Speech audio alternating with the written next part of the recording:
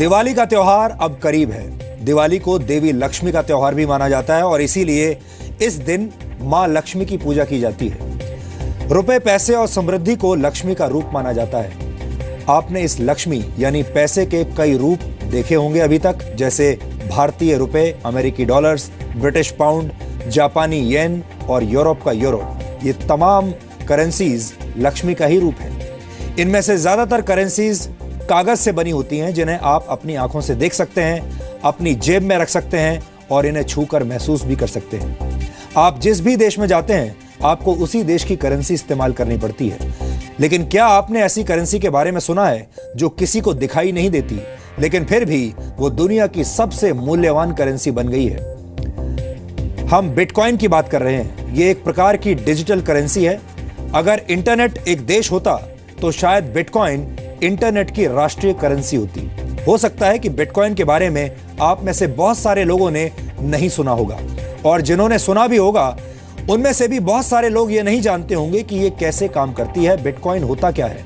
इसलिए आज हमने तय किया है कि हम दुनिया की सबसे मूल्यवान करेंसी का विश्लेषण आपके लिए करेंगे, क्योंकि इस करेंसी के एक सिक्के की कीमत आज की तारीख में करीब 45,000 रुपए है। यह अलग बात है कि यह सिक्का किसी को दिखाई नहीं देता, क्योंकि यह एक तरह का डिजिटल सिक्का है। आज हमने इस खबर के विश्लेषण का फैसला इसलिए भी किया है क्योंकि दुनिया में पहली बार बिटकॉइन के रूप में हुए लेन देन को एक भारतीय एजेंसी फ्रीज करने की तैयारी कर रही है। बिटकॉइंस का इस्तेमाल करके ड्रग तस्करों ने पैसे का लेन देन शुरू कर दिया है और अब इस लेन देन की रकम में से करीब 500 बिटकॉइंस को फ्रीज करने की तैयारी भारत के नारकोटिक्स कंट्रोल ब्यूरो ने कर ली है। हम आपको बता दें कि एक बिटकॉइन की आज की कीमत 45,000 रुपए है। इस हिसाब से जब्त की जाने वाली रकम होगी करीब 2 करोड़ 25 लाख रुपए। आप ये जानना चाह रहे होंगे कि आखिर ये बिटकॉइन है क्या, ये कैसे काम करता है और क्यों दुनिया भर के लोग बिटकॉइंस खरीदना चाहते हैं। हम इन सभी सवालों के जवाब आज आपको देंगे। बिटकॉइन दुनिया की पहली डिसेंट्रलाइज्ड क्रिप्टो करेंसी है जो खास तौर पर डिजिटल दुनिया के लिए बनाई गई है। बिटकॉइन का इस्तेमाल पूरी दुनिया में कभी भी और कहीं भी किया जा सकता है। बिटकॉइन के जरिए कोई भी व्यक्ति दुनिया में किसी भी दूसरे व्यक्ति को रकम भेज सकता है, पैसा भेज सकता है। और सबसे बड़ी बात यह है कि इसके लिए किसी बैंक या थर्ड पार्टी एजेंसी की मदद नहीं लेनी पड़ती। यानी आप जो भी पैसा किसी को भेजना चाहते हैं, उस पैसे को सीधे अपने बिटकॉइन वॉलेट से दूसरे व्यक्ति के बिटकॉइन वॉलेट में ट्रांसफर कर सकते हैं। इस तरह से पैसा ट्रांसफर करने पर आपको सिर्फ 2.5 सेंट यानी करीब 1 रुपए 67 पैसे की फीस देनी होती है, जो कि बहुत ही कम है, मामूली है। दुनिया भर में इस वक्त लाखों लोग साधारण करेंसी की जगह बिटकॉइन का इस्तेमाल कर रहे हैं। अभी दुनिया में पैसों के कानूनी लेन देन के लिए बैंक्स का इस्तेमाल करना पड़ता है। यहां तक कि किसी देश में कितनी करेंसी का सर्कुलेशन होगा, ये भी बैंक और वहां की सरकारें तय करती हैं। लेकिन बिटकॉइन एक ऐसी व्यवस्था है जिस पर किसी एजेंसी, बैंक या सरकार का नियंत्रण नहीं है। बिटकॉइन के तहत लेन देन सीधे 2 लोगों के बीच होता है। यह लेन देन, आर्थिक लेन देन, पूरी तरह से एनक्रिप्टेड होता है, यानी यह पैसों के लेन देन का एक सुरक्षित और सुपर फास्ट तरीका है। लेकिन इस आर्थिक लेन देन की प्रक्रिया में आपके वॉलेट में नोट्स नहीं आते, करेंसी नहीं आती, बल्कि कुछ डिजिटल कोड्स आते हैं और यही कोड्स आप तक पहुंची हुई रकम होती है। अब आपको बताते हैं कि बिटकॉइन की अर्थव्यवस्था कैसे काम करती है। 5 वर्ष पहले तक एक बिटकॉइन सिर्फ 6 रुपए का था, लेकिन आज एक बिटकॉइन 45,000 रुपए का हो गया है। बिटकॉइन की शुरुआत आज से 7 वर्ष पहले 3 जनवरी 2009 को सतोशी नाकामोतो नाम के एक प्रोग्रामर ने की थी। लेकिन हम आपको बता दें कि सतोशी नाकामोतो कौन है, ये आज तक किसी को नहीं पता। हालांकि अलग अलग वक्त पर अलग अलग लोग सतोशी नाकामोतो होने का दावा करते रहे हैं, लेकिन बिटकॉइन के असली जनक के बारे में अभी भी किसी के पास कोई पुख्ता जानकारी नहीं है। सतोशी नाकामोतो ने जब बिटकॉइन की शुरुआत की थी, तब उनका मकसद इसे करेंसी में बदलना नहीं था, बल्कि ऐसा सिर्फ ये साबित करने के लिए किया गया था कि बिना किसी थर्ड पार्टी की मदद के भी आर्थिक लेन देन किया जा सकता है, यानी ये सीधे 2 लोगों के बीच भी संभव है। 22 मई 2010 को पहली बार एक पिज्जा के बदले 10,000 बिटकॉइन देने की पेशकश की गई थी। यानी तब एक बिटकॉइन की कीमत सिर्फ 10 सेंट थी या 10 सेंट से भी कम थी।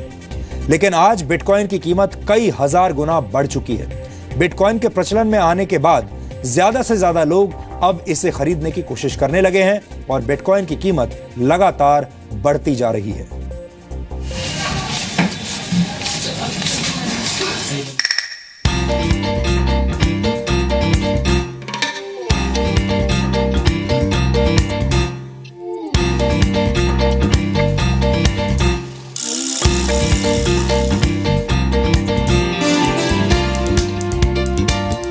दुनिया में अलग अलग देश हैं, अलग अलग संस्कृतियां हैं, अलग अलग लोग हैं, अलग अलग भाषाएं हैं, अलग अलग खान पान और अलग अलग ताकतें।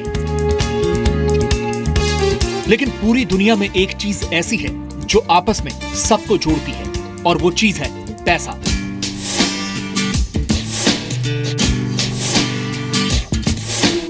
आज लगभग हर काम के लिए पैसों की जरूरत पड़ती है, चाहे वो खाना खरीदना हो, पानी खरीदना, घर खरीदना, हथियार खरीदना, यानी हर चीज के लिए पैसों की जरूरत होती है। कई लोगों की जिंदगी इस पैसे को कमाने के चक्कर में खर्च हो जाती है। पैसे के लिए लोग मेहनत करते हैं, संघर्ष करते हैं, अपराध करते हैं और यहाँ तक कि लोगों का खून भी कर देते हैं। लेकिन क्या आपने कभी सोचा है कि ये पैसे, ये करेंसी और कागज का वो टुकड़ा जिसे हम नोट कहते हैं, असल में है क्या? दरअसल जो कागज का नोट आपकी जेब में है वो एक तरह का वादा है। वादा है आपको कागज के टुकड़े पर लिखी गई रकम चुकाए जाने का। जब आप ये नोट किसी दुकानदार को देते हैं तो वादे का ये कागज उसके पास पहुंच जाता है और वो दुकानदार बदले में आपको सामान दे देता है। यानी कागज के इस नोट का पूरा मूल्य सिर्फ वो वादा है जो आपसे रिजर्व बैंक ऑफ इंडिया ने किया है। लेकिन जब कागज के यही नोट आप बैंक में जमा कराते हैं तो बैंक उसमें से एक बड़ी रकम दूसरे लोगों को उधार दे देता है, जबकि आपके अकाउंट में आप अपनी जमा की गई रकम देख पा रहे होते हैं। हालांकि असलियत में वो रकम वहां होती नहीं है। उधार लेने वाला व्यक्ति उसी पैसे से सामान खरीदता है और वो पैसा एक बार फिर बैंक में पहुंचता है। बैंक उस पैसे को फिर उधार के तौर पर दे देता है और उस पर ब्याज भी वसूलता है। इस तरह से कागज के टुकड़े पर किया गया वादा अर्थव्यवस्था का सबसे बड़ा वादा बन जाता है। सच यह है कि अगर 3% लोग भी बैंकों में जमा अपना पैसा एक साथ वापस मांग लें तो बैंकों के पास देने के लिए कैश होगा ही नहीं, क्योंकि वो कैश यानी आपके द्वारा बैंक को सौंपे गए नोट एक बड़ी अर्थव्यवस्था का हिस्सा बन गए हैं। और इस पूरी अर्थव्यवस्था पर नियंत्रण है सरकारों का और बैंकों का। यानी सरकार और बैंक के स्तर पर अगर कोई गड़बड़ हो जाए तो आपका पूरा पैसा डूब सकता है। लेकिन बिटकॉइन इसी खतरे और बैंकों और सरकार के इसी नियंत्रण को दूर करने की कोशिश है। बिटकॉइन एक डिजिटल करेंसी है और एक सॉफ्टवेयर है। बिटकॉइन इंटरनेट की दुनिया से जुड़े कंप्यूटर्स के जरिए पेमेंट का नया तरीका है। बिटकॉइन एक ऐसी डिजिटल करेंसी है जो ओपन सोर्स सॉफ्टवेयर पर आधारित है, जिसका आविष्कार सतोशी नाकामोटो ने किया था। लेकिन आज दुनिया भर के हजारों प्रोग्रामर बिटकॉइन के फीचर्स को ज्यादा मजबूत और सुरक्षित बना रहे हैं। जब हम सामान्य तौर पर साधारण करेंसी का इस्तेमाल करते हैं तो इसकी देखरेख का जिम्मा बैंकों का होता है। यानी पैसा कहां से चलकर इनके पास पहुंचा, इसका पूरा रिकॉर्ड बैंक अपने पास रखते हैं और इसके बदले में बैंक फीस के रूप में अच्छी खासी रकम आपसे वसूलते हैं। और बिटकॉइन पैसों के लेन देन के बीच से बैंक और मिडिलमैन को हटाकर इसे ज्यादा तेज और सुरक्षित बना देता है। अब सवाल यह है कि एक डिजिटल करेंसी के साथ तो काफी छेड़छाड़ की जा सकती है या फिर फिल्मों की तरह इसकी पायरेसी भी हो सकती है। तो इसका जवाब है कि ऐसा संभव नहीं है, क्योंकि सतोशी नाकामोटो के आविष्कार की खासियत यह है कि बिटकॉइन आम लोगों के बीच बंटे ब्लॉकचेन में भेजा जाता है। जैसे बैंक आपके पैसे का हिसाब प्लस और माइनस में रखते हैं, वैसे ही ब्लॉकचेन में हर एक बिटकॉइन का हिसाब रखा जाता है। यानी दुनिया में कहीं भी और कभी भी हुए किसी भी बिटकॉइन ट्रांजैक्शन का हिसाब हमेशा ब्लॉकचेन में मौजूद रहता है। और इस ब्लॉकचेन को सुरक्षित रखने वाले लोगों को भी लेन देन पर नजर रखने के लिए, ब्लॉकचेन को सुरक्षित रखने के लिए इनाम के तौर पर बिटकॉइन दिए जाते हैं, क्योंकि हर ट्रांजैक्शन को वेरीफाई किया जाता है और नेटवर्क इसका रिकॉर्ड रखता है। इसलिए इसमें धांधली नहीं की जा सकती। असीमित पैसा घोटालों को जन्म देता है, स्कैम्स को जन्म देता है और आर्थिक मंदी की वजह भी बनता है। किसी को नहीं पता कि इस वक्त दुनिया में कितने डॉलर्स हैं, लेकिन अगले 125 वर्षों के दौरान बनने वाले बिटकॉइंस की संख्या अभी से निर्धारित है। बैंक कई ऐसे लोगों को पैसे भी उधार देते हैं जिनका इरादा ये पैसे वापस करने का नहीं होता। ये लोग या तो खुद को दिवालिया घोषित कर देते हैं या देश छोड़कर चले जाते हैं और इसका खामियाजा आम आदमी को ही भुगतना पड़ता है। लेकिन डिजिटल करेंसी पर किसी सरकार या बैंक का नियंत्रण नहीं होता। ये एक ऐसी कंप्यूटर कोडिंग है जिसके साथ घोटाला भी नहीं किया जा सकता। ये नया ट्रेंड है और देखिए आने वाले समय डिजिटल वर्चुअल करेंसीज का होने वाला है। बिटकॉइंस क्योंकि सर्वप्रमुख डिजिटल करेंसी है, लिहाजा उसकी लोकप्रियता और उसका प्रचलन और बढ़ चुका है। बिटकॉइन का सबसे ज्यादा इस्तेमाल रेमिटेंसेस के क्षेत्र में बढ़ रहा है। रेमिटेंसेस उस रकम को कहते हैं जो विदेश में काम करने वाले लोग अपने मूल देश में भेजते हैं। आपको बता दें कि रेमिटेंसेस हासिल करने के मामले में भारत दुनिया का नंबर 1 देश है। देश से बाहर रहने वाले भारतीयों ने 2015 में 4,62,000 करोड़ रुपए की रकम भारत भेजी थी। आमतौर पर यह रकम बैंक के जरिए या मनी ट्रांसफर एजेंसियों के जरिए भेजी जाती है और बैंक्स और एजेंसीज रकम ट्रांसफर करने के लिए 5% से 30% की फीस वसूलते हैं। पूरी दुनिया में मनी ट्रांसफर पर औसतन 10% का चार्ज लगता है, यानी जो रकम हर साल भारत से बाहर रहने वाले भारतीय अपने घरों में भेजते हैं उसमें से औसतन 46,000 करोड़ रुपए इस फीस के रूप में चुकाए जाते हैं। यह बहुत ही सेंसिटिव चीज़ है और बहुत ही सेंसिटिव चीज़ों पे इस्तेमाल होता है, तो इसलिए इसकी जो मैकेनिज्म है और जो लोग इसको हैंडल करते हैं वो हाईली सोफिस्टिकेटेड संस्थाएं होते हैं। ये सामान्य करेंसी के पैरेलल काम करने वाली करेंसी है जिसका इस्तेमाल दुनिया में हर दिन बढ़ रहा है। दुनिया की हजारों कंपनियां अब पेमेंट के लिए बिटकॉइन को स्वीकार कर रही हैं। आप फोन खरीदने से लेकर होटल बुक कराने, कार खरीदने, इलेक्ट्रॉनिक आइटम्स की खरीदारी और यहाँ तक कि कॉफी खरीदने के लिए भी बिटकॉइन का इस्तेमाल कर सकते हैं। लेकिन ऐसा नहीं है कि बिटकॉइन के साथ खतरे नहीं हैं। सरकार का नियंत्रण न होने की वजह से इस करेंसी की वैल्यू ऊपर नीचे होती रहती है। लोग गलत कामों के लिए प्रतिबंधित वस्तुएं खरीदने के लिए भी बिटकॉइन का इस्तेमाल कर रहे हैं और दुनिया भर की कई सरकारें और बैंकर्स इसे कानूनी मान्यता देने के लिए भी तैयार नहीं है। लेकिन बिटकॉइन का सारा हिसाब किताब इंटरनेट पर मौजूद रहता है, यानी बिटकॉइन काले धन की समस्या को भी समाप्त कर सकता है और पैसों के लेन देन में नई तरीके की पारदर्शिता ला सकता है। ब्यूरो रिपोर्ट, जी मीडिया। अब आप सोच रहे होंगे कि जिस बिटकॉइन के निर्माता के बारे में किसी को कुछ पता नहीं, जिस बिटकॉइन को चलाने वाले लोगों के बारे में किसी को कुछ पता नहीं, वो डिजिटल करेंसी आखिर काम कैसे करती होगी और बिटकॉइंस निकलते कहां से हैं। तो आपको बता दें कि बिटकॉइंस का आदान प्रदान पेयर टू पेयर तकनीक से होता है, यानी ये रकम एक कंप्यूटर से सीधे दूसरे कंप्यूटर में पहुंच जाती है।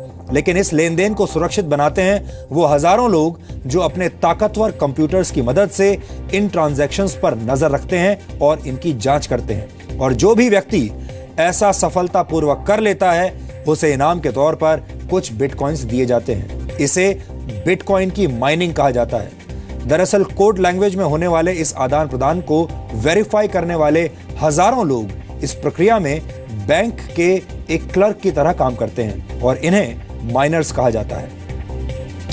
ये लोग ट्रांजैक्शंस पर नजर रखते हैं ताकि इसका गलत इस्तेमाल ना हो, लेकिन इस प्रक्रिया को पूरी करने के लिए इन माइनर्स को एक मैथमेटिकल प्रॉब्लम हल करनी होती है। जो माइनर जितनी जल्दी ये प्रॉब्लम सॉल्व कर लेता है उसे प्रॉब्लम सॉल्व करने के बदले में करीब 12.5 बिटकॉइंस मिलते हैं और इस तरह से बिटकॉइंस डिजिटल बाजार में आ जाते हैं। लेकिन बिटकॉइन की अर्थव्यवस्था का निर्माण इस तरह से किया गया है कि एक निश्चित समय के बाद बिटकॉइंस की संख्या घटकर आधी रह जाती है। शुरुआत में एक ब्लॉक से 50 बिटकॉइंस निकला करते थे।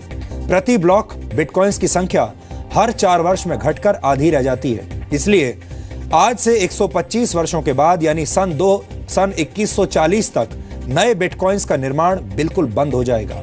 गणना के हिसाब से तब तक दुनिया में कुल 2 करोड़ 10 लाख बिटकॉइंस आ चुके होंगे। बिटकॉइन भविष्य की करेंसी है और भविष्य में खत्म भी हो जाएगी। इसलिए लोगों में ज्यादा से ज्यादा बिटकॉइन खरीदने की होड़ मची हुई है। अगर आपको अब भी ये बात समझ में ना आई हो तो आपको एक उदाहरण की मदद से समझाते हैं। मान लीजिए कि इस महीने भारी मात्रा में सोने यानी गोल्ड की खुदाई की गई हो और उसे सामान्य कीमत पर लोगों में बांट दिया गया। लेकिन अगले महीने सोने की खुदाई आधी रह गई, जबकि खरीदने वाले लोगों की संख्या पहले जैसी ही है। तो ऐसे में सोने की कीमत बढ़ जाएगी और अगर हर महीने ऐसा होता रहे तो सोचिए सोने की कीमत कितनी हो जाएगी। बिटकॉइन की अर्थव्यवस्था भी ऐसे ही काम करती है। लोगों को पता है कि बिटकॉइंस की संख्या लगातार कम होती जा रही है, इसलिए इसकी कीमत लगातार बढ़ती जा रही है। यह डिमांड और सप्लाई का सामान्य फॉर्मूला है। सप्लाई जितनी कम होगी, डिमांड उतनी ही ज्यादा बढ़ेगी।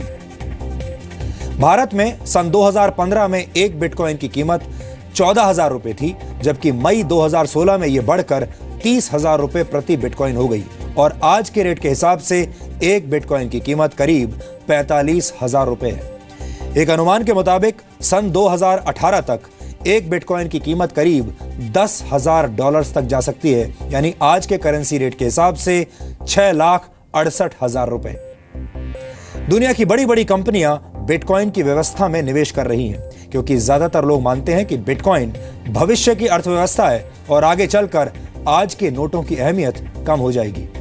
इस वक्त दुनिया में करीब 800 करोड़ मोबाइल फोन्स हैं, जबकि दुनिया की आबादी 700 करोड़ है। इसके उलट अभी भी दुनिया में 200 करोड़ लोग ऐसे हैं जिनके पास कोई बैंक अकाउंट नहीं है, यानी वो सभी लोग जिनके पास मोबाइल फोन्स हैं अगर बिटकॉइन का इस्तेमाल करने लगे तो ये दुनिया की सबसे बड़ी बैंकिंग प्रणाली बन जाएगी, और वो भी एक ऐसी बैंकिंग प्रणाली जिसमें किसी भी सरकार या किसी वित्तीय संस्थान का दखल नहीं होगा। वित्तीय लेन देन का सुरक्षित, तेज और आधुनिक तरीका होने के बावजूद बिटकॉइन के अपने कई खतरे हैं और वो भी आज हम आपको बताएंगे। इसलिए बहुत सारे देश अभी तक ये तय नहीं कर पाए हैं कि बिटकॉइन को कानूनी मान्यता दी जाए या नहीं। इसके अलावा एन्क्रिप्टेड होने की वजह से ड्रग्स और हथियारों की तस्करी करने वाले माफिया और दूसरे आपराधिक तत्व भी वित्तीय लेन देन के लिए बिटकॉइंस का इस्तेमाल कर रहे हैं, जो कि खतरनाक है। बिटकॉइंस का बढ़ता इस्तेमाल देखकर कहा जा सकता है कि आने वाले कुछ वर्षों में दिवाली की शाम को होने वाली लक्ष्मी पूजन का तरीका भी हो सकता है बदल जाए, और तब शायद लोग अपने कंप्यूटर्स और मोबाइल फोन्स पर बिटकॉइन के वॉलपेपर्स लगाकर उसकी पूजा करने लगे।